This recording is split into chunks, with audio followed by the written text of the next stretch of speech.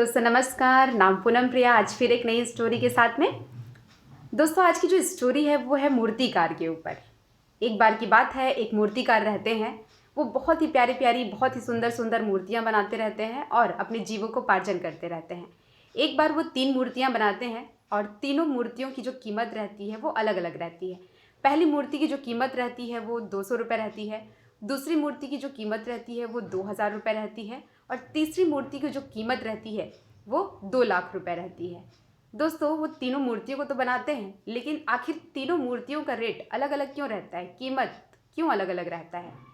एक बार होता क्या है दोस्तों, जब वो मूर्तिकार मूर्ति बनाते रहता है तो जब पहली मूर्ति को बनाता है तो सारा चीज़ तो सही रहता है, सारा चीज़ सही, आँख नाक मुँह कान सब कुछ सही। लेकिन जब वो कान बनाते रहता है तो गलती से उसके कान में छेद करना भूल जा रहता है, जिसकी वजह से वो मूर्ति सुन नहीं सकता, जिसकी वजह से उसका जो कीमत रहता है वो 200 रुपये रहता है।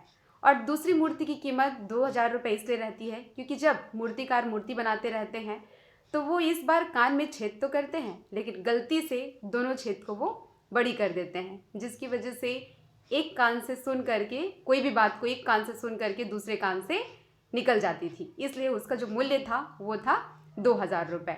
और तीसरी मूर्ति का जो कीमत रहता है वो 2 लाख इसलिए रहता है क्योंकि जब मूर्तिकार मूर्ति बनाते रहता है तो बहुत शिद्दत से, बहुत अच्छे से बनाता है और इस बार वो मूर्तियों के कान में छेद तो बनाता है, लेकिन इस बार सूक्ष्म छेद बनाता है, छोटे छेद बनाता है, जिससे कि जो मूर्ति रहती है उसकी क्वालिटी रहती है वो कोई भी बात को सुनता और उस बात को अपने सीधे वो अपने दिल में उतारता।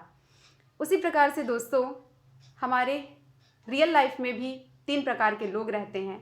जैसे पहले प्रकार के लोग उस पहली मूर्ति के समान होते हैं, जिसके सामने आप कोई भी ज्ञान की बात रख दीजिए या कोई भी चीज़ें बताइए तो वो कान को इस तरीके से बंद करके रखते हैं, या फिर सेम उसी प्रकार से रहते हैं जैसे कि बारिश में उस कटोरे में या फिर उस बर्तन में ज़्यादा पानी आ पाती है जो सीधा रखा होता है। यदि हम उसको उल्टा रख देते हैं तो उसमें चाह कर के भी बारिश का एक भी बूंद उसमें नहीं जा पाता है। सेम उसी प्रकार से रहते हैं दोस्तों कि कोई भी बात आप ज्ञान की बात बता देंगे तो वो कभी सुनना नहीं चाहते, अपना कान को बंद करके रखते हैं, उनको कोई मतलब नहीं।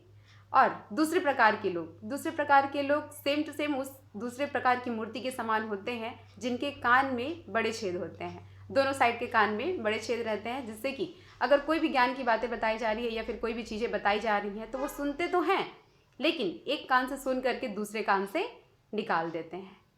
और तीसरे प्रकार के जो व्यक्ति होते हैं वो तीसरे प्रकार की मूर्ति के समान होते हैं, जिसका जो वैल्यू रहता है वो रहता है 2 लाख रुपए।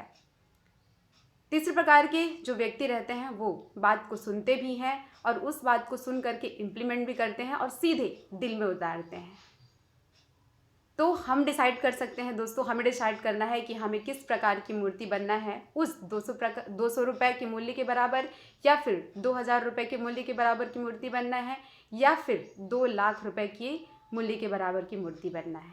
So thank you so much दोस्तों।